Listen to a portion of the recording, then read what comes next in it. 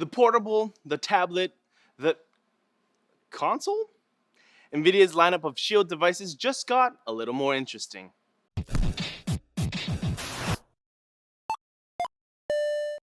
We're quite big fans of the Shield lineup of products here at the office. Myself, I use the Shield Portable a few times a week for gaming and watching streams. Keys uses the Shield tablet for bringing up various documents during meetings and also gaming at home. And to have that Shield Android TV here for us to mess with, both of us were more than a little excited, to say the least. First up, let's check out the accessories that are sold separately from the Shield Android TV. The Android TV stand. This one is pretty self-explanatory. It's cast from a single piece of aluminum, or aluminium for all of our international viewers. The Android TV only fits in the stand one way and flows with the overall angular design. At $30 though, it's a bit hard to justify if you really want to have your Shield Android TV upright. Next up is the wireless remote. This offers Bluetooth connectivity, a 4-way D-pad with a center confirm button, a back button, home button, voice search, a volume slider, a micro USB port for charging, and a headphone port for private listening. It's a pretty neat addition to the Shield Android TV for $50 for those of you who don't game and would like something sleeker than the included controller. Onto the Shield itself. In the box we have the Shield Android TV, some documentation. Accessories that come with the Android TV are a Shield controller, an HDMI cable, and a power adapter. Taking a closer look at the Nvidia Shield Android TV, it has an interesting wedge shape. At the thickest side, it's 25mm thick. At the thinnest side, it's 9mm thin. Up top, we have that angular design again. It has a glossy and matte finish. Personally, I would have preferred an all-black matte finish, but hey. The triangle with the Nvidia logo stamped is actually a touch-sensitive power button, so be careful when moving the Shield around. Next to it is a green power LED that you can actually adjust brightness for. For the right, front, and left-hand sides, they are all blank. At the bottom of the Shield, we finally start to see some ventilation. At the back, we have more ventilation, a micro SD slot, a micro USB port, two USB 3 ports for either external hard drives or a keyboard and mouse, an Ethernet port, HDMI port, and power input. So what is the Shield? At the most basic level, it's a set-top box that is running Android 5.1.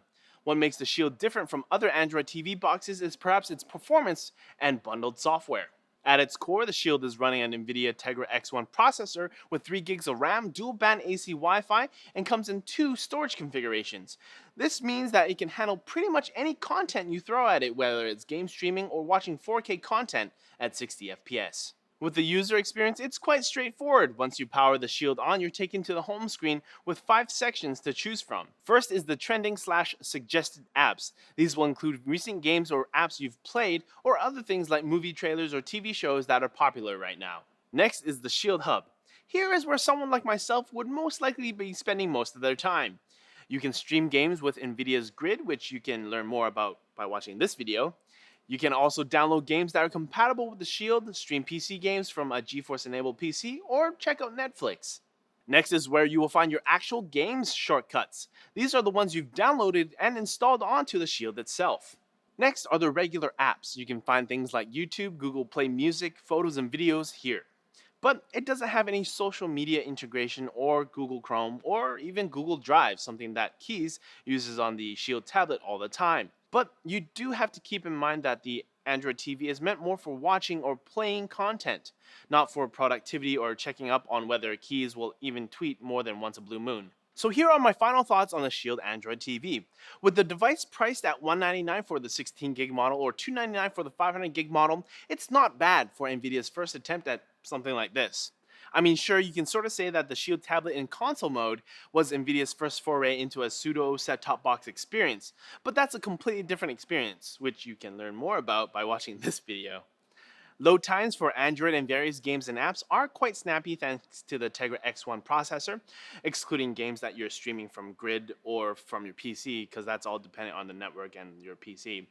The Shield runs quietly and honestly doesn't get very hot considering the small amount of ventilation that it has. And while there isn't a whole lot of 4K content out right now, the 4K content I did throw at it, the Shield didn't even break a sweat. So that right there is a plus in the future-proofing side of things.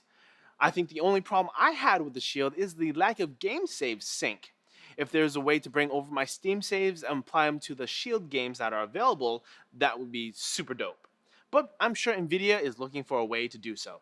But I guess the real question is, who is this really for? Quite honestly, I had to think about this for quite some time, and this is my conclusion.